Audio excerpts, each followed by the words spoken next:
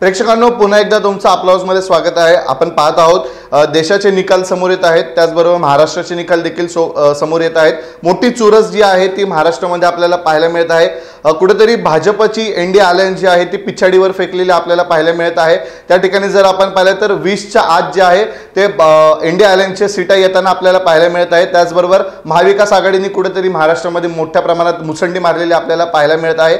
यावर बातचीत करण्यासाठी आपला आवाजचे मुख्य संपादक तथा राजकीय विश्लेषक अतुल परदेशी सर आपल्या सोबत जोडले गेलेले आहेत। सर, काय सांगाल एकंदरीत जर आपण पाहिलं तर जे एक्झिट पोल जो सांगण्यात आला होता कुठेतरी त्याच्या विरुद्ध निकाल लागलेला आपल्याला पाहायला मिळत आहे। जो 400 पारचा 300 पार 350 पारचा नारा दिला होता ते कुठेतरी उलट चित्र दिसताना आपल्याला पाहायला मिळत आहे। बारामतीचं ज्या ठिकाणी जेव्हा वोटिंग संपलं त्याच्यानंतर जे आहे अजित पवार शिरूर लोकसभा मतदारसंघामध्ये ठाण मांडून होते।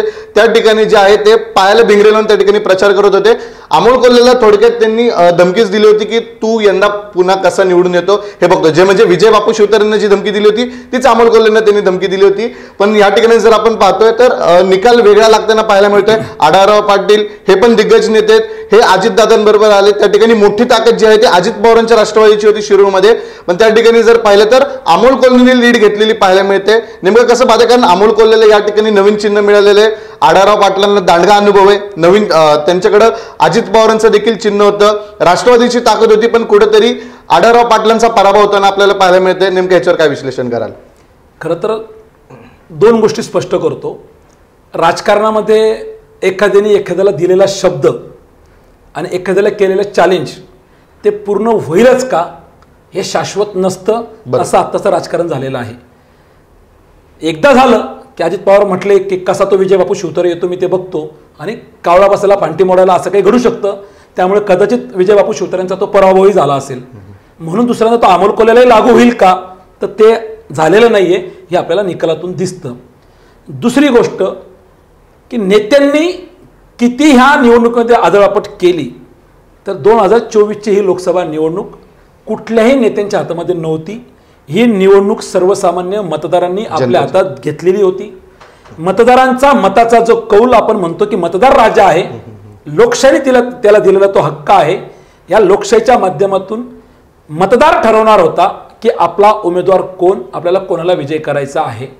त्यामुळे जसं तू आता म्हटला की शिरूर लोकसभा मतदारसंघाबद्दल जर आपण बोललो की एकीकडे अजितदादा पवार यांनी अमोल कोल्हे यांच्याबद्दल केलेलं विधान की कसा निवडून येतो ते मी पाहतो, आणि दुसरीकडे अजित पवारांनी जागा ज्या अर्थी शिरूर लोकसभा मतदारसंघ हा राष्ट्रवादीचाच आहे, मलाच पाहिजे, आमच्या राष्ट्रवादीलाच पाहिजे म्हणून मिळवली, तिथेच खरं तर हे गणित फसलं असं माझं स्पष्ट 18 वर्षाच्या राजकारणातलं त्या ठिकाणी स्पष्टपणे मला सांगणं आहे। जरी अजित पवारांना जागा सुटल्या असेल पण अजित पवारांकडे शिरूर लोकसभा मतदारसंघामधून स्वतःच्या पक्षातला त्या ठिकाणी उमेदवार नव्हता। एक तर ज्या ठिकाणी माजी खासदार शिवाजी आढळराव पाटील जे 3 वेळा त्या ठिकाणी विजयी झाले होते, ज्यांचा 2019च्या निवडणुकीमध्ये अमोल कोल्हेने पराभव केला होता, पण पराभव जरी झाला असला तरी आढळराव पाटील हे शिवसेनेचे धनुष्यबाणावरती 3 वेळा विजयी झालेले होते। जागा जरी अजित पवारांना सुटली, उमेदवार नव्हता, म्हणून अजित पवारांना आढळराव पाटलांना एकनाथ शिंदेच्या शिवसेनेतून आपल्या पक्षामध्ये आयात करावा लागला। हा आयात शब्द कदाचित आढळराव पाटलांना आवडत नाही, कदाचित अजित पवारांना आवडत नाही। ते असं म्हणतात की मी आयात झालो नाही, आमच्या चर्चेतून सगळं झालं, त्यांच्याकडे उमेदवार नव्हता म्हणून एकनाथ शिंदे म्हटले की तुम्ही तिकडे जा। काही जरी असलं तरी तुम्ही पक्ष बदललाय, तुमच्याकडे धनुष्यबाण नाहीये, तुम्ही घड्याळ घेऊन लढलात, याचा अर्थ तुम्ही तुमच्या पक्षातून निघून दुसऱ्या पक्षात आलात, म्हणजे त्याला आपण आयातच म्हणतो।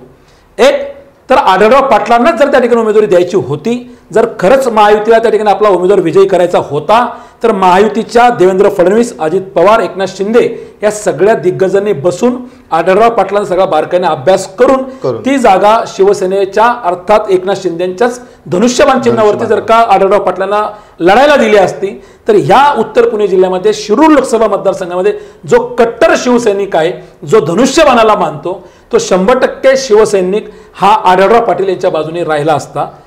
म्हणजे शिवसैनिकांचा कुठेतरी आढळराव पाटलांना म्हणजे जे शिंदेला म्हणजे धनुष्यबाणाला मानणारी शिवसेना आहे त्यांचा कुठेतरी फटका पडलेला आपल्याला हा एक फटका बसला। आढळराव पाटलांनी पक्ष बदलला तो एक फटका बसला, कारण मागच्या 20 वर्षाचं आपण जर का शिरूर लोकसभा मतदारसंघाचं राजकारण पाहिलं तर आढळराव पाटलांनी सातत्याने राष्ट्रवादी काँग्रेसवरती तिथं अनेक आरोप केले, तिथले जे काही आपण टोकाची त्यांची जी काही भांडणं झाली, मग त्यामध्ये आढळराव पाटील विरुद्ध दिलीप मोहिते असतील, आढळराव पाटील विरुद्ध दिलीप वळसे पाटील असतील, आढळराव पाटील विरुद्ध अशोक पवार असतील, पारंपरिक हे शिरूर लोकसभा मतदारसंघामधले मागच्या 20 वर्षातली भांडणं ज्या पद्धतीने आपण पाहत होतो, हे सगळं अतिशय वेगळ्या पद्धतीचं होतं, टोकाचं होतं.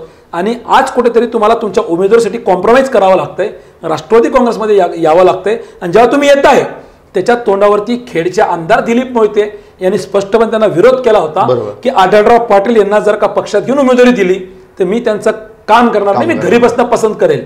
आता तो भाग वेगळा आहे. अजित पवार दिलीप मोहितेंच्या घरी गेले, अजित पवारांनी दिलीप मोहितेंची मनधरणी केली, दिलीप मोहिते सक्रिय झाले. आता ते कितपत झाले, कसं झालं हे निकालाच्या सगळ्या आकडेवारीमधून स्पष्ट होईल. त्यांनी कदाचित कामही केलं असेल, पण मतदार त्यांच्या हातातला नव्हता, त्यामुळे हा सगळा फरक त्या ठिकाणी पडलेला आहे. दुसरी गोष्ट, शिरूर लोकसभा मतदारसंघावरती खास करून शरद पवार यांचं त्या ठिकाणी एक पकड राहिलेली आहे. त्यांची असणारी ही लाट होती सहानुभूती. खरं तर आढळराव पाटीलचा पराभव जरी झालाय आणि अमोल कोल्हे जरी विजयी झाले तर विजयी अमोल कोल्हे झालेले नाही, विजयी शरद पवार झालेले आहे. कारण शरद पवारांना मानणारा हा वर्ग होता. शरद पवारांची या मतदारसंघात सहानुभूती होती. उद्धव ठाकरेंना असणारी ती सहानुभूती होती, कारण आढळराव पाटलांनी शिवसेना सोडून त्या आधी एकनाथ शिंदेकडे गेले, नंतर परत अजित पवारांकडे आले. तेव्हा एकनाथ शिंदे आणि अजित पवार जरी एकत्र असले तरी दुसरीकडे शरद पवार आणि उद्धव ठाकरे हे एकत्र असण्या कारणाने आणि दोघांची असणारी सहानुभूतीची लाट पाहता 100% त्या ठिकाणी अमोल कोल्हेंच्या त्या विजयामध्ये कुठेतरी ते फायद्याचं ठरलेलं आहे. यामध्ये प्रामुख्याने जर आपण पाहिलं तर महेश लांडगेंचा फॅक्टर सगळ्यात महत्वाचा आहे. कारण महेश लांडगे देखील भाजपच्या तिकीटावर इच्छुक होते, पण कुठेतरी आढळराव पाटील यांना दांडगा अनुभव असल्यामुळे ती जागा आढळराव पाटलांच्या पदरात पडली. आणि एकंदरीत जर आपण पाहिलं तर कुठेतरी महेश लांडगे जे आहे ते सक्रिय नव्हते. या संपूर्ण जर प्रचार फेरीत जर आपण पाहिलं तर फक्त एकच सभा झाली आणि कदाचित 2-3 दिवस जे आहे महेश लांडगे आपल्याला शिवाजी आढळराव पाटलांबरोबर दिसले. कुठेतरी महेश लांडगेंचे समर्थक देखील या ठिकाणी नाराज होते. भाजपचा कुठला फटका पडतोय का आढळराव पाटलांना? खूप महत्वाचा प्रसन्न तू या ठिकाणी प्रश्न विचारलेला आहे. खरं तर शिरूर लोकसभा मतदारसंघ फक्त जुन्नर आंबेगाव खेड शिरूर पुरतं बोलून चालणार नाही. खरं तर निवडणूक सुरू झाल्यापासून आपण पत्रकारांनी जे विश्लेषण केलं, जी मांडणी केली की शिरूर लोकसभा मतदारसंघाचा हा निकाल आज पूर्णपणे भोसरीवरती अवलंबून असणार आहे. भोसरी कितीचं मताधिक्य देतं हे पाहणं महत्वाचं ठरणार होतं. कारण आपण जर पाहिलं तर अमोल कोल्हे जे विद्यमान खासदार होते ते जुन्नर तालुक्यातले होते, ते त्यांचं होम पिच होतं. तर जे माजी खासदार हे निवडणूक लढत होते शिवाजी आढळराव पाटील, जे 3 टर्मचे खासदार होते ते आंबेगावचे होते. त्यांना त्या ठिकाणी बळ दिलीपराव वळसे पाटलांचं होतं, ज्यांचा अपघात झाला त्याच्यावर पण नंतर येऊ. त्यांचं एक बळ होतं. त्यामुळं अमोल कोल्हेने जुन्नरमधून जरी लीड घेतली तरी वळसे पाटील आणि आढळराव पाटील त्यांच्या लीड तोडतील असं वाटत होतं. खेड आणि शिरूरची भूमिका काय ते महत्वाचं होतं. परंतु पुढे आले की आपला जो मतदारसंघ आहे तो ग्रामीण आणि शहरी, तर आपल्याकडे 2 शहरी भाग होते, हडपसर आणि भोसरी. आपण जर पाहिलं असेल की भोसरीच्या गाव जत्रा मैदानावरती जी मोठी सभा झाली शेवटच्या दिवशी, जिथे देवेंद्र फडणवीस आलेले होते, त्या ठिकाणी महेश लांडगेंनी अतिशय आवेशात येऊन की देवा भाऊ मी तुम्हाला सांगू इच्छितो की भोसरी मतदारसंघातून मी तुम्हाला या ठिकाणी 1 लाख मताधिकार आढळराव पाटलांना मिळवून देईल असं जे काही त्यांनी सांगितलं होतं. परंतु तो एक मुद्दा जो मांडला की वारंवार ज्या वेळेला माध्यमांनी आढळराव पाटील यांना प्रश्न विचारला की तुमच्या ह्या निवडणूक प्रक्रियेमध्ये प्रचारामध्ये महेश लांडगे कुठेही दिसत नाही, त्यावेळेला मात्र आढळराव पाटील जे उत्तर देत होते हे सगळ्यांना समजत होतं की नाही ते वेगळं प्लॅनिंग करता, नाही ते मतदारांना भेटतायत, त्यांचं वेगळं नियोजन सुरू आहे. पण प्रामुख्याने जर आपण पाहिलं की आपल्याला ह्या संपूर्ण लोकसभा निवडणुकीमध्ये ज्या पद्धतीने या भोसरी विधानसभेवरती महेश लांडगेची पकड आहे, ती पकड किंवा त्यांची प्रचाराची यंत्रणा ही कुठेही दिसली नाही. मग आढळराव पाटलांचा कुठे रोड शो असेल तर त्यात ते कधीतरी दिसले असतील, कुठेतरी देवेंद्र फडणवीस येत आहेत म्हणून ते 1-2 ठिकाणी दिसले असतील. परंतु ज्या पद्धतीने पूर्णपणे महेश लांडगेंनी ही निवडणूक भोसरी विधानसभेच्या हातात घ्यायला पाहिजे होती एक विधानसभा म्हणून, ती घेतलेली नाही. त्याचं प्रमुख कारण मी तुला जे सांगितलं की जर का त्या ठिकाणी ही जागा महायुतीला सुटली होती, ती अजित पवारांकडे उमेदवार नव्हता, एक तर तुम्ही आढळराव पाटलांना एकनाथ शिंदेच्या शिवसेना चिन्हावरतीच द्यायला पाहिजे होतं, नाही तर दुसरं भारतीय जनता पार्टीला ही जागा जर सुटली असती तर महेश लांडगे हा सुद्धा एक सक्षम आणि तगडा पर्याय होता. कदाचित भारतीय जनता पार्टीच्या वतीने जर महेश लांडगेचं नाव पुढे आलं असतं तर निश्चितच ही निवडणूक तुल्यबळ झाली असती. कदाचित महेश लांडगेचा विजयी झाला असता, कारण भोसरी विधानसभेचा मतदार हा जास्त आहे. महेश लांडगेची प्रत्येक निवडणुकीचं एक प्लॅनिंग असतं, त्यांची सोशल मीडिया टीम असते, त्यांची वॉर रूम असते, एक प्लॅनिंग असतं. हे महेश लांडगेचं पॉवरफुल होतं, पण हे पॉवरफुल प्लॅनिंग मात्र महेश लांडगेंनी आढळराव पाटील यांच्या निवडणुकीमध्ये वापरलेलं नाही, हे मात्र या निकालावरून आपल्याला समोर येतं. आपण जर पाहिलं तर आपल्याला ते दिसून आलं होतं, कारण जी सभा झाली होती त्या ठिकाणी महेश लांडगेंचं जे भाषण आपण जर पाहिलं तर जवळपास 20-25 मिनिटं भाषण केलं आणि आढळराव पाटील यांच्यावर जेमतेम ते फक्त 2 ते 3 मिनिटं बोलले होते. त्याच्यातून आपल्याला त्यांची नाराजी पाहायला मिळाली होती. ह्याचा फटका जे आहे मोठ्या प्रमाणात शिरूरमध्ये आपल्याला पाहायला मिळतोय. हा पराभव आढळराव पाटलांचा नाही, हा पराभव अजित पवारांचा आहे. ज्यांनी म्हटलं होतं की अमोल कोल्हे कसा विजय होतो ते मी पाहतो. हा पराभव दिलीपराव वळसे पाटलांचा आहे, ज्यांच्या जबाबदारीवरती अजित पवारांनी आढळराव पाटलांना राष्ट्रवादीमध्ये घेतला आणि उमेदवारी दिली. त्यांचा अपघात झाला, ते हॉस्पिटलाइज झाले, हा भाग नंतरचा आहे. परंतु जे घटनाक्रम घडलेत हे पाहता या सगळ्या गोष्टी आपण विचार केला पाहिजे. कुठेतरी दिलीपराव वळसे पाटील यांचा झालेला अपघात, ते कुठेतरी हॉस्पिटलाइज झाले, त्यांचा मतदारांशी तुटलेला संपर्क, कारण आपण ती परिस्थिती पाहिलेली आहे. आपण त्यांच्या हॉस्पिटल ज्युपिटर या ठिकाणी जाऊन त्यांची आपण बाईट घेतली होती, प्रतिक्रिया जाणून घेतली होती. खरंच त्यांचा अपघात झालेला होता, त्यांना मतदारांपर्यंत पोहोचणं शक्य नव्हतं. परंतु त्याही परिस्थितीमध्ये ते फोनवरती असतील, त्यांच्या समर्थकांशी फोनवरती बोलत होते. त्यांची असणारी जी कन्या आहे पूर्वाताई, त्या देखील मतदारांमध्ये संपर्कात होते. परंतु शेवटी नेत्याचं आपल्यामध्ये उपस्थित राहणं आणि फोनवरतून संभाषण करून सगळ्या गोष्टी मॅनेज करणं हा थोडंसं नाही म्हटलं तरी फरक पडतो. आणि त्यातूनच एक दुसरी महत्त्वाची गोष्ट जी मला सांगायची आहे की दुपारी माध्यमांनी अमोल कोल्हे यांना प्रश्न विचारला की या विजयाबद्दल तुम्ही काय सांगाल किंवा काय समीकरण आहे, कसं आहे. तर त्यांनी एक सूचक त्या ठिकाणी इशारा या शिरूर लोकसभा मतदारसंघामधल्या विद्यमान आमदारांना दिलेला आहे. ते असं म्हटले की 2019ची ज्या वेळेला मी लोकसभा निवडणूक जिंकलो त्यावेळेला समीकरण जे होतं माझ्या विरोधात जेव्हा ते लढत होते त्यावेळेला शिवसेनेचे किंवा समोरचे भारतीय जनता पार्टीचे असे सगळे मिळून या ठिकाणी 5 आमदार होते आणि राष्ट्रवादी काँग्रेसचा एकच आमदार होता. आता मी निवडणूक लढतोय, ही निवडणूक आता सुद्धा आमचा एकच आमदार आहे, म्हणजे ते अशोक बापू पवार शिरूरचे, आणि 5 आमदार हे समोरच्यांचे आहेत, हा म्हणजे महाविकास आघाडीचे.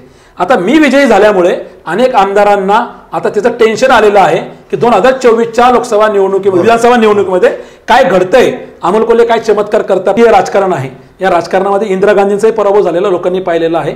ज्याला गच्ची बाधा होते तो राजकारणात जास्त दिवस टिकत नाही. मी म्हणजे काहीतरी वेगळं आहे हे जर आपण पाहत असू आणि मी लोकसभा निवडणूक जिंकलो म्हणजे मी शिरूर लोकसभा मतदारसंघातल्या 5 आमदारांचा पराभव करू शकतो, तर हा कदाचित अमोल कोल्हेंचा फाजील आत्मविश्वास होईल असं मी तुम्हाला या ठिकाणी अतिशय गांभीर्याने सांगतोय. त्याचं कारण असं असतं की स्थानिक स्वराज्य संस्थांच्या निवडणुका हे आमदारकीची निवडणूक ठरू शकत नाही, विधानसभेची निवडणूक ही लोकसभेची निवडणूक ठरवू शकत नाही, आणि लोकसभेचा लागलेला निकाल हे विधानसभेचं गणित ठरवू शकत नाही. शेवटी आपण पाहिलेलं आहे, मी जवळून पाहिलेलं आहे, अतुल बेनके जे जुन्नर तालुक्याचे आमदार आहेत त्यांचे जे काही मुस्लिम मतदार त्यांचे जे कार्यकर्ते आहेत, या कार्यकर्त्यांनी सुद्धा अतुल बेनकेंना माझ्या समोर सांगितलेलं किंवा फोनवरती सांगितलेलं किंवा मला सांगितलेलं मी जवळून पाहिलेलं आहे की अतुल शेठ बेनके आम्ही तुमचेच आहोत, पुढच्या विधानसभेला आमचं मतदान तुम्हालाच, परंतु या लोकसभेला तुम्ही आम्हाला थांबवू नका.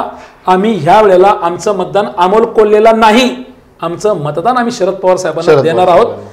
कारण त्या मुस्लिम मतदाराला कुठेतरी एक भीती होती की जर मी आढळराव पाटलांना मतदान दिलं तर ते इनडायरेक्टली नरेंद्र मोदींना जाणार आहे. त्यामुळे त्या मतदारांना आढळराव पाटील, अतुल बेनके यांना मतदान द्यायचं नव्हतं, त्यांना मतदान शरद पवारांना द्यायचं होतं. त्यामुळं हा काही जो काही बदल झाला, त्यामुळं जे काय अमोल कोल्हेने विधान केलेलं आहे की माझा ह्या विजयामुळे शिरूर लोकसभा मतदारसंघामधल्या या 5ही विधानसभेचं गणित बदलेल, तर घोडा दूर ना मैदान दूर, अगदी त्यालाही 3-4 महिन्यावरतीच सगळ्या निवडणुका तोंडावरती आहेत, ते आपल्याला पाहणं महत्त्वाचं ठरणार आहे.